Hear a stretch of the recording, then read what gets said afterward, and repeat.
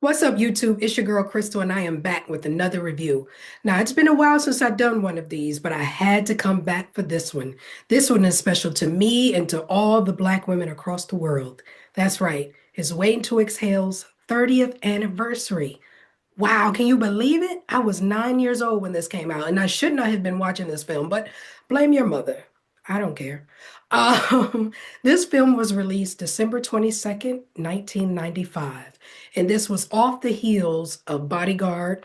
Whitney Houston had just done like $400 million at the box office with The Bodyguard, huge success. Angela Bassett was fresh off her Oscar snub as Tina Turner, and What's Love Got to Do with It? And then we are introduced fully to Lela Rochon and Loretta Devine. Now, when I say introduced fully, I don't mean that we've never seen them before. I've seen Lela Rochon before this in Boomerang. She was always in like smaller parts, but this one is a lead, so it's definitely a different look for her. Loretta Devine, same thing. She had been on some TV shows, and of course, she was in the Broadway musical Dreamgirls. But this was the first time I saw her in a leading role in a motion picture. So it's just iconic. Now, the synopsis of the film goes as based on Terry McMillan's novel, this film follows very different African American women and their relationships to men, and it's on the backdrop of Phoenix, Arizona. Now, that's a pretty basic synopsis to me, but it's so much more than that, and I'm going to break it down in here. Now, this film stars the GOAT, the voice, Whitney Houston as Savannah Jackson, who is a creative. She is a studio producer who is newly moving to Phoenix, Arizona to be closer to her friends and take a pay cut to see if she has what it takes to produce. Bernadine Harris is played by the Angela Bassett, who is one of my acting goats. Um, who was a stay-at-home wife of 12 years to John Harris, played by Michael Beach, who has always played a piece of trash. Facts. Terry, first in Soul Food, and then First Sunday. He's just always been a terrible person in films, but he does it so well, we don't trust him in real life.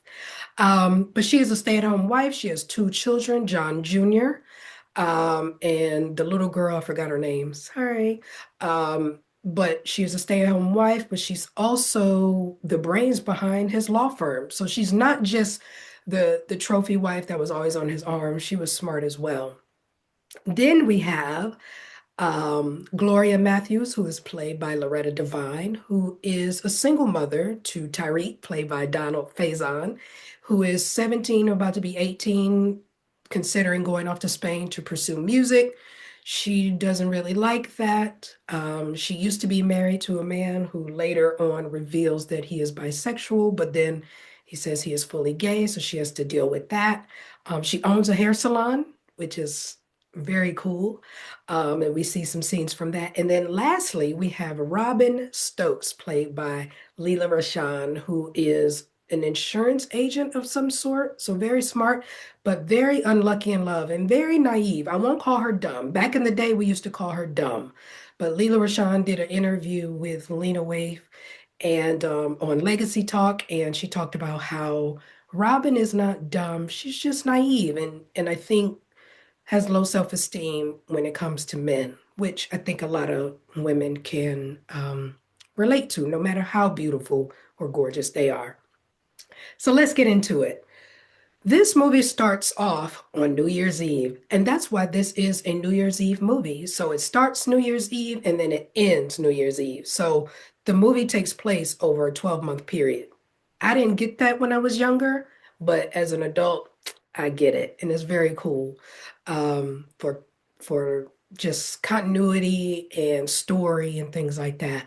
So we start off with the beautiful song "Way You" playing over Savannah driving into Phoenix, and you hear her classic voiceovers throughout this film. I think Savannah has the best voiceovers. Whitney's speaking voice was always so smooth and calm and beautiful. Even though she sang in that high soprano with her chest voice, her speaking voice was very just chilled and low and a little raspy, but it was always just so smooth. Like she could tell a bedtime story and you just go to sleep in a good way. not in like a boring way, but it was just a calming, calming speaking voice. So her voiceover is saying what she's doing, right? So she's saying, the deal is the men in the deal is the men in Denver are dead. It's got to be better in Phoenix, you know? Um, and Wei Yu is playing this beautiful song, is playing sorry, her voiceover. And she's in her drop top and letting the wind go through, and she's got her sunglasses on. It's just such a dope establishing shot. Um, so that's how Forrest Whitaker, sorry, by the way, it is directed by the Forrest Whitaker, which I thought was very brilliant to have a man direct all these powerful women. First of all, just to bring this cast together takes huge vision. These two powerhouses in the middle, like you would never think Whitney and Angela Bassett in a film, and then to topple it with Leela Rashawn and Gloria, sorry, Gloria is is her actor's name, but with Loretta Devine, I think was just brilliant. I never would have thought this group would be so like I really believe they were friends for such a long time. It was brilliant.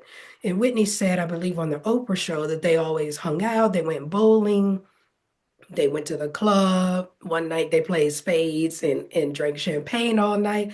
And that is how when you throw some cards and champagne, you can build chemistry real quick with women that you don't necessarily know. So I think that was a brilliant, brilliant choice to build the chemistry on camera and have us believe that they really know each other for over 20 years, right? And we believed it. All of them had even though they had different friendship dynamics throughout the film, I still believed as a collective, they just loved and nurtured each other. And that's what was shown on screen. And the camera does not lie. So after Savannah's intro, we are then, I believe, introduced to Gloria. And she is at the store getting things ready for New Year's Eve to cook while her son wants to go out and hang out with his friends. Then Robin, she's walking around in a very sexy business suit, and we immediately know who she is. The men stop on the street to stare, and she loves the attention. And she said her weakness is pretty boys with big sticks. So now we know exactly who Robin is, right? The sexy friend, whose weakness is pretty boys with big sticks. So hey, who is it, right? And then lastly, we see Bernadine, and this is where, to me, the inciting incident occurs is when John comes in. Her voiceover is, I do not want to go to another one of these boring affairs. And he comes in and he's like, would you be terribly upset if we didn't go to the party tonight? She's like crushed. She doesn't want to go anyway. Um, but then he reveals, I'm going to the party, just not with you. And she knows exactly who's he going with. It's the chick that keeps his books. She doesn't say chick, but I'm trying to be nice on YouTube. And he's, like, what's going on? And so he says, I'm leaving you for her. Ooh. And I think the background drops. I think the music stops. And she whips around and gives him that look, and she goes in on him. And you're coming in here telling me you're leaving me for a white woman. And he says, would it be better if she were black? And she gives the line of, it'd be better if you were black. And I'm like, ooh, I remember us in the theater, like, ooh, even at 9, I'm like, ooh. That was such a good line. Because you know who he is. It's very interesting that relationship and you know, leaving your black family. Very interesting. So that's basically where this intro montage of the four women ends on that button, and then we get into the film. Um, I won't go scene by scene because we'll be here all day, but I just want to point out some of my favorite moments. Um, I'll start with Savannah, who's my favorite character. She grew to be my favorite character. I used to love Bernie, like when I was younger. Everybody wanted to do the famous uh, monologue in the closet, right? I even remember in middle school buying candy cigarettes, and we would redo some of the scenes. Yes, judge me all you want.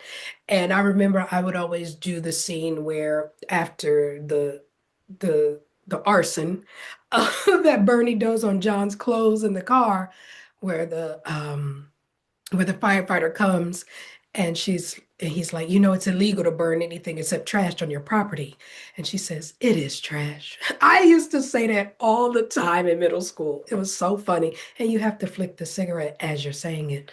Um, but I want to start with Savannah. So Savannah is this creative who moves to Phoenix to take a pay cut to see if she's got a chance to produce. She goes to this New Year's Eve party to meet this guy, Lionel. Um, he eventually shows up. She's looking for him at this party. She sits down at this table, and the guys are so taken aback by her beauty. And her voiceover comes in again. And she's like, hell yeah, I'm gonna flirt with your man and then take him. It's so funny. And she gets up, and the women are like, I can't stand women like her. Such an iconic scene. She finds Lionel, they dance, but then he's interrupted by the Kenya Moore. You haven't danced with me all night. It's like, of course, here we go. Men, right? So you got two dates on New Year's Eve, Lionel, and you thought you weren't gonna get caught, and you asked them both to this event. Anyway, um, but she's also super duper smart, right? Because, you know, we later on see her in the studio.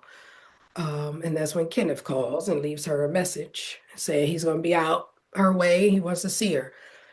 But he's married, and her mother does not care, um, which is, Ma, and it's like the man is married. She tells her mom, the man is married. Well, how happy could he be if he found me to get to you? Ma, he's married. It doesn't matter.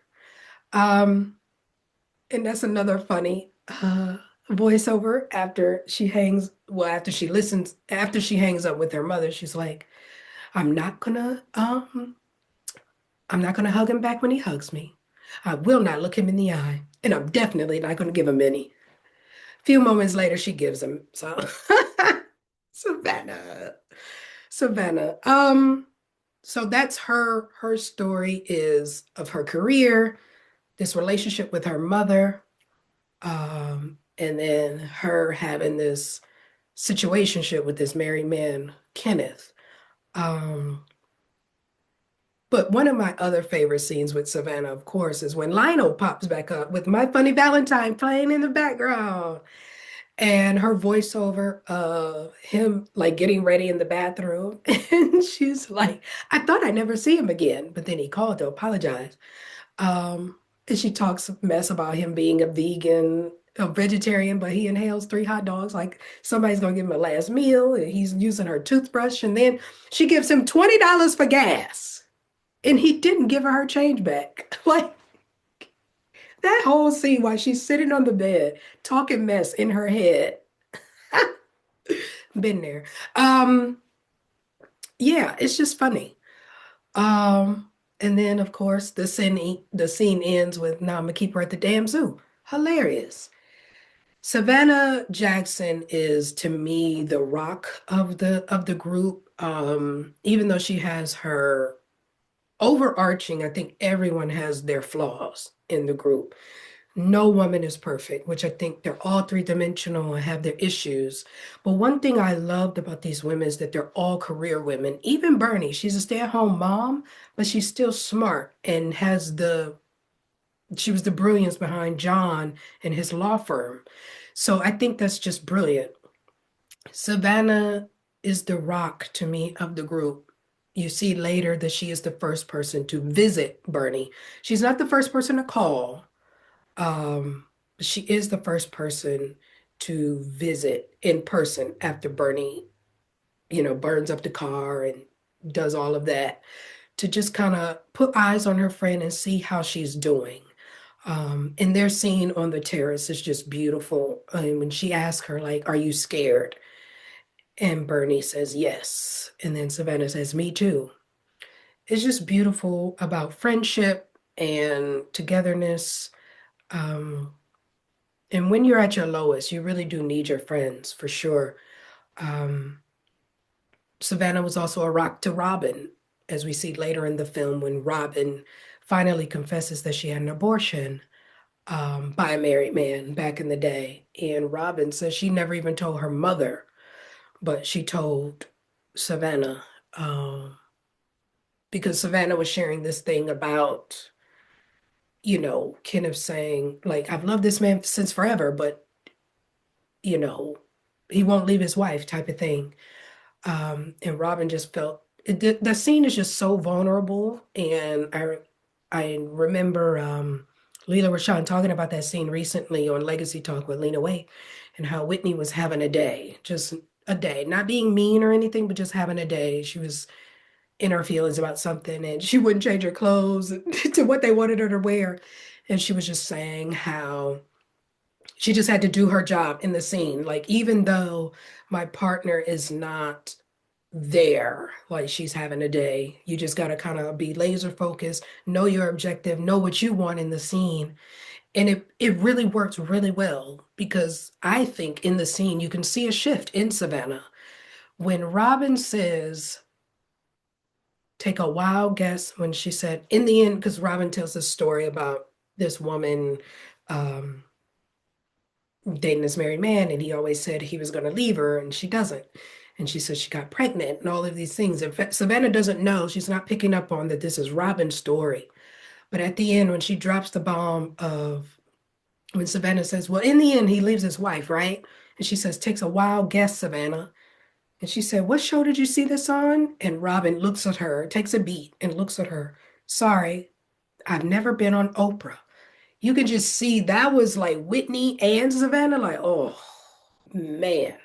It was such a shift. It's one of my favorite moments of the film because that was the first time I think I had saw Robin be vulnerable. Because throughout the film, Robin is this sexy, um, just fun girl, just doesn't care, right? Lively.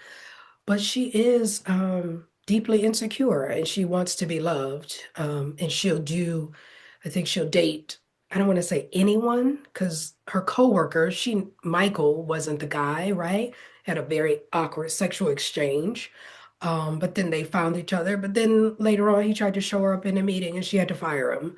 Um, and then Russell comes, who's married, but only uses her because he can, she's available and she answers the door for him.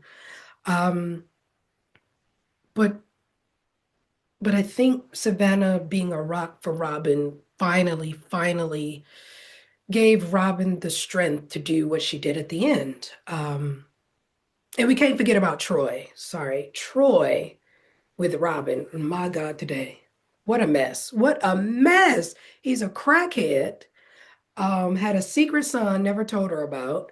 He shows up drunk. My favorite scene of theirs, of course, is the Romeo and Juliet scene where she's at the top of the balcony and he's coming down to take her to a barbecue or something. And he's late. So she's annoyed. She's like, I'm not going. He's like, what am I supposed to tell my family? What about my son? She's like, how old is his son? 13. What's your point? Oh my goodness. Troy was funny. But that's what I mean about Robin just willing to deal with anything. The first time they hang out, he's smoking cigarettes in the car, and she's like, I don't like smokers, but she's willing to deal with it. He takes her to a party where she sees him do drugs. Like, what are you doing, Robin? This is not your guy, but you're just willing to deal with whatever to be loved or what you think is love. Robin had the biggest arc to me. Um, I know some people might argue that Bernie did, but I think Robin did because simply of where she started with these different men and trying to search for love and then finding out she's pregnant at the end and giving it to Russell right in his face, not saying much, but basically saying, yes, I'm keeping it. It's yours. And yes, I'm keeping it. Go find some help. We don't need anything from you. Beautiful, beautiful. And I think all of that happens through friendship. Robin found her strength through friends. I think Savannah being there for her a lot of times, and her finally confessing the shame of I had an abortion type of thing years ago gave her the strength to leave, and to stand in her power and say, I'm going to be a great mom with friends, and I got a village. I don't need, you know, these terrible men in my life. Let's move on to Gloria. Gloria, the voice of reason of the group, possibly, yes. The moral compass of the group. Um, Gloria goes through a couple of things. Like I said earlier, she's a single mom. She was married before, but divorced, and that's her child's father. He comes back to reveal that he is bisexual, but he's fully gay. But he doesn't have a good relationship with his son. He even says, like, if he wants to see me, he's got to make the first move. Like, that's just weird. Tyreek is acting out. She catches him with a girl, and then she ends up blabbing the father's secret to him, and Tariq, has that reaction of what he had, being disappointed that his father is gay. Um, but her whole thing is she doesn't want her son to go off, I think because of loneliness, right? He's the last man in her life. And she doesn't want her son to go off to Spain. She says, like, if I can't trust you here, how can I trust you in Spain? But underneath all of that, I think it's just hurt. And just, I don't want my son to leave me too. Everybody else has left me. My husband, um, I'm single. I don't want my son to go too. But eventually she allows him to go, and that is her arc. But she also meets a neighbor, the Gregory Hines, legendary Broadway dancer. Oh, may you rest in all of God's paradise. We love you, Gregory the Hines, who's her new neighbor who comes over. And what tickled me about Gloria is that she had no couth sometimes, just a little bit. So she walks up to him. What you know about these people is she just sits in the moving truck. He doesn't invite her into the truck or anything. She just sits down like, whoa, what you know about these people moving in? And he plays the game with her like, oh, I hear the man is very dirty and mean and all these things, but he's playing along. And she invites him over for dinner, um, for some leftovers, and then they become friends and then lovers, of course, at the end. But he gives her some tough love about Tariq. Like, you raised him to be a man, let him go. And she was offended at first, but I think she understood later. Um, she was just hurt. Um, Lastly, Bernadine. Bernie. Oh man, Bernie goes through so many things in this film. She kicks it off with being left. Then she goes through this whole cathartic moment of burning down the burning of the clothes in the car and not caring, right? And then selling his stuff for $1. She sold those skis and everything for $1. And they go to court a couple times. She cuts her hair. That's one of my favorite scenes too, between her and Gloria, of Gloria saying, I've been growing your hair for 11 years and you're just gonna come in here and cut it off. I'm not doing this. And she's like, just do it. And she cuts it. And Gloria's like, fine, I'll cut it. You want it short as mine or shorter than mine? I can use a razor too. I can't believe you. But she just needed to shed all of that drama, shame, all of this. Bernie, I have a question for Bernie. Bernie, did you tell the girls that you burnt John's stuff? Did we ever establish if the friends knew that she did that she committed arson on? We never addressed that. What y'all think? Do you think she told? She definitely told Robin, and Robin probably didn't care because Robin was a hothead. Robin left that voicemail at the salon in the beginning after the other stylist reveals that John left Bernie, and they call him. She's like, "How dare that son of a leave you with two kids?" Hilarious. Um, so Robin definitely would have helped, but I think everybody else would have been like, "No, Bernie, don't do that." But that's one of the questions. Did the friend group know what Bernie did, and what was their reaction? Um.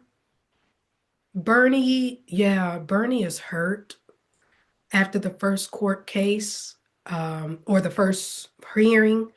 I think she only got like a little bit of money, and she tells John, "You son of a," the mortgage is 5,000. He's like, "I told you to take the 250K, but you wanted to play hardball."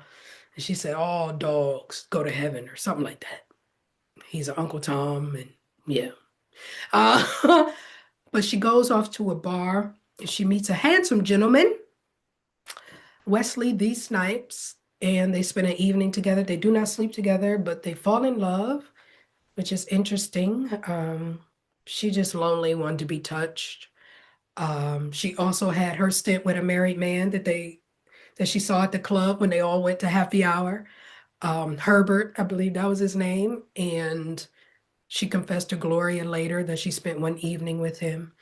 The through line in in this film is women and married men. What is that? I think Gloria was the only one that didn't do that. But the other women, man, they hated. I know a married man hated to see them coming because that was their weakness. But it just speaks to, I think, just low self-esteem at the time and just wanting love from wherever. Unavailable man is, it's interesting. Knowingly just dating a married man, it's like, what are we doing? But yeah. Um, Bernie then has the night with her girls. Gloria's birthday party, I think, is my favorite. Yes, it is. It is my favorite scene in the whole film because it's pure friendship. It goes through so many things, right? They do this wonderful toast. She can't blow out the candles. That's funny. Then they all are sitting back, and I think it's Hurt Like Hell that comes on, maybe the Aretha Franklin version. And man, Savannah's like, "Yo, why they make songs like this?" They all just in it. And Bernie gets triggered, and she gets up and wants to call. Well, she does call the mistress, John's mistress, and yeah, and Robin takes the phone, and they have a moment. And it's just interesting. And then later on, they dance and then they get drunk and have a real conversation about men and dating and what's happening. And they all state what's happening kind of in their lives of when Savannah says, "What happened to the good old days when men actually flirted with you and took you out on a real date? Where are they hiding?" And Robin says, "They're not hiding. They're too damn scared to make a commitment." Ooh, a word, a word. Guess what, guys? 30 years later, still a word. Everything they named in that list, even though it's funny, it's all true. We all have women have gone through at least two of those of what's going on. As a single woman right now in 2025, it's a dumpster fire out there. The dating pool has pee in it. It's really bad. And I think social media makes it worse because men think they can just slide in your DMs and it's no effort anymore. It's really bad. So that's why that's one of my favorite because the writing was so good in that scene that it translated 30 years later. It's timeless. All of the things that they mentioned in that scene about men and what's going on in dating is still accurate today and it applies today. And I think it's getting worse, unfortunately. Um, but yeah, Terry McMillan wrote the hell out of that book, the screenplay. Just Forrest directed the hell out of this film. Um, just beautiful, just beautiful. Um, the ending, the ending. This is why we're here, right? We started New Year's Eve introducing all of these women in their separate lives, but then we end with all of them in the car going New Year's Eve to this place with a bonfire, and they're just together as friends with champagne. Robin probably has sparkling apple juice because Robin is pregnant. And it's just a beautiful, beautiful song. And it ends with Count on Me by Whitney and CeCe Winans, one of the most beautiful songs about friendship.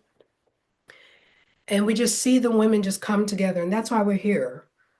I know men and some women think it's a male bashing film and all of that, especially in 1995, but I don't think so. I think Terry McMillan just told the truth about men and women at that time and what it's like dating, especially if you're Black. It's very different.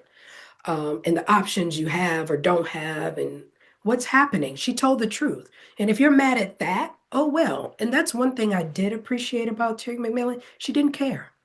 Like, yeah, you can call my film this or that, but we made 85 million at the box office. We made a profit. So somebody liked it. A lot of people liked it. Men were at the theaters, hate watching, as we call it now.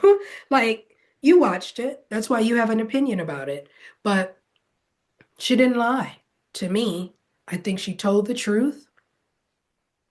And as much as you want to say about male bashing, these women weren't perfect either. All of them had flaws. Leela Rashawn was willing to do whatever and date whoever for love. Savannah is smart and smooth and dope as she is, was willingly dating a married man, hoping he would change. He didn't change. And when she realized that, she poured a drink in his lap, and we're here.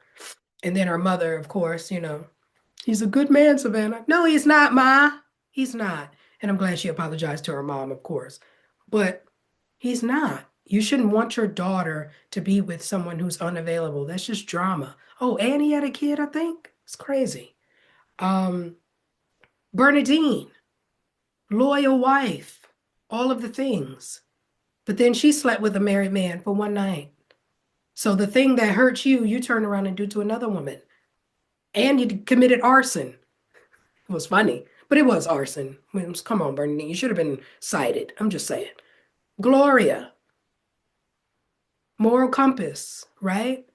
But she still had flaws about not, trusting her, not wanting her son to go off because of loneliness, and then getting offended when Gregory Hines' character tells her to let him go off. None of these women were perfect. None of them. They were all three-dimensional and they had flaws. But in the end, friendship brought them all together.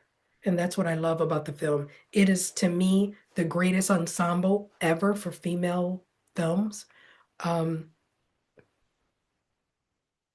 there's no other. I think it's because of Waiting to Exhale is why we have Girls Trip. Because of Waiting to Exhale is why we, I think, got Girlfriends and all of these other, I know it's TV shows, but because of Waiting to Exhale, these four powerhouses, that's why we had so many, I think, girl ensemble films after the Set It Offs and things like that. I think maybe around the same time, maybe before, I'm not sure. But because this did 85 million at the box office, people could say Black films travel, Black women sell. These are the facts. If you have the writing and you have an ensemble like this, undefeated, that can act, come on now, you will make money. That's a fact. Lastly, I'm going to talk about the greatest soundtrack ever, Waiting to Exhale soundtrack. It was released November, I believe. Yes, November 14th in 1995. This soundtrack, all female, and that was by design by Babyface, Kenny Babyface Edmonds, who is my goat for producer, and Whitney. So Babyface, I love the press conference. If you know the video, the press conference of Whitney having on all red, and she says, she jokingly says that Babyface came to her and says, "All you have to do is tell me who you do not want on this album." And she says, well, I got my pen and paper. And she said, like my mother tell me, don't pick nobody you can't hear. And when you look at this soundtrack, oh yeah, you can tell they were all handpicked because it's just iconic. Whitney Houston, I believe, sings 3 to 4 songs on the album. Mary J. Blige, I'm Not Gonna Cry, iconic. Brandy, Sitting Up in My Room is on there. Toni Braxton, Faith Evans, Aretha Franklin, Shaka Khan, Patti LaBelle, Shantae Moore, For Real, SWV, Shauna, Sonia Marie, TLC, and CC Winans. All the songs were written and produced by Babyface, and that is why he is the GOAT, greatest of all time. That soundtrack did absolute numbers and all female, just classic. I just think it's iconic that you would think, hey, I just want all women on this, and you choose the women, and I'll write the songs. Beautiful. Um, it's the 30th anniversary. I'm throwing a watch party. Are you? If you are, drop down in the comments and tell me what you're having, who's all gonna be there, and also how old were you in 1995 and how old are you now? And do you see the film differently 30 years later? Back in the day, I wanted to be Bernadine. I wanted to burn it down. But now, I love Savannah, who's my favorite. Smooth, creative, but problematic. I would never knowingly have a relationship with a married man. If he lies, oops, that's on him. But I would never knowingly do that. However, she did get out of it. Um, and she was just funny. Everybody was funny. So yeah, just drop down in the comments and tell me what you think about the film 30 years later. And if you're having a watch party or a party, have a good time. Till next time, bye.